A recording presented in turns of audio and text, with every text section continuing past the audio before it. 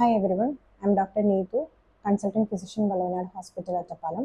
ഇന്ന് ഏപ്രിൽ 25 ലോക മലേറിയ ദിനമായി എല്ലാവരും ആചരിക്കുന്നു. എന്താണ് മലേറിയ? നമുക്കെല്ലാവർക്കും അറിയാം, കൊതുകുകൾ പരത്തുന്ന ഒരു അസുഖമാണ് മലേറിയ. കൊതുക് പരത്തുന്ന ഒരുപാട് അസുഖങ്ങൾ നമുക്കറിയാം. ഡെങ്കു, ചിക്കൻ ഗുനിയ പോലെയുള്ള ഒരുപാട് അസുഖങ്ങൾ അറിയാം. എന്നാൽ ഒരു ഡെങ്കു ദിനമോ ഒരു ചിക്കൻ ഗുനിയ ദിനമോ നമ്മൾ ആചരിക്കുന്നില്ല. അപ്പോൾ മലേറിയയ്ക്ക് എന്താണ് ഇമ്പോർട്ടൻസ്? മലേറിയ ജീവന് വളരെ ഹാനി വരുത്തുന്ന ഒരു അസുഖമാണ്. കണ്ടുപിടിച്ച് ഉടനെ ചികിത്സിച്ചില്ലെങ്കിൽ മരണം വരെ സംഭവിക്കാവുന്ന ഒരു അസുഖമാണ്. അതുകൂടാതെ കൃത്യമായി തടയാവുന്നതും ചികിത്സിക്കാവുന്നതുമായ ഒരു അസുഖമാണ്.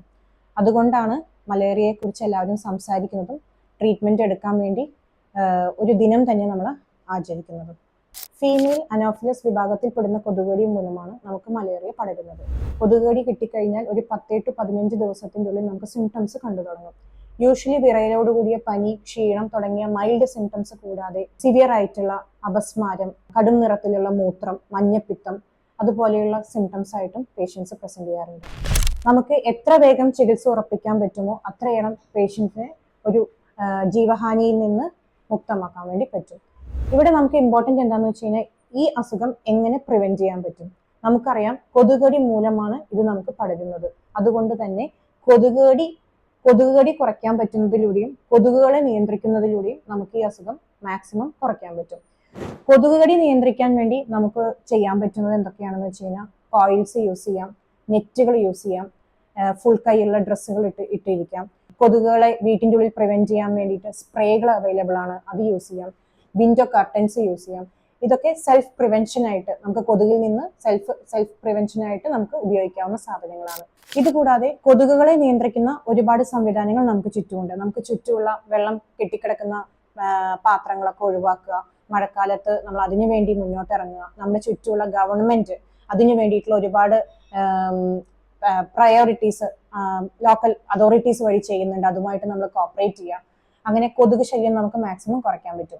ഇനി സപ്പോസ് നമ്മളൊരു കൊതുക് ഉള്ള ഒരു സ്ഥലത്തേക്ക് പോവുകയാണെങ്കിൽ നമുക്ക് കീമോ പ്രൊഫൈലാക്സിസ് ആയിട്ട് എടുക്കാൻ പറ്റും.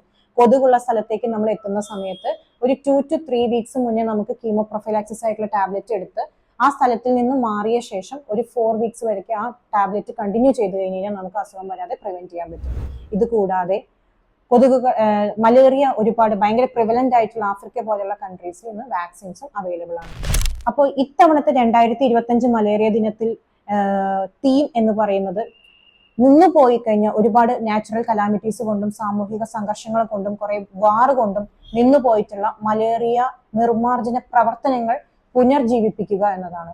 ആ പുനർജീവിപ്പിച്ച് അത് മലേറിയ പ്രിവെൻഷനും അതേപോലെയുള്ള മലേറിയയുടെ പ്രിവലൻസ് കുറയ്ക്കുക എന്നതാണ് അവർ ഉദ്ദേശിക്കുന്നത്. So finally concluding to one sentence, that is prevention is better than cure. നമ്മൾ എത്രയ്ക്ക് കൊതുകുകടി കുറയ്ക്കുന്നോ അത്രത്തോളം നമുക്ക് മലേറിയ വരാതെ സൂക്ഷിക്കാം. അതുകൂടാതെ നമുക്ക് സിംറ്റംസ് വന്നു കഴിഞ്ഞാൽ take treatment at the earliest.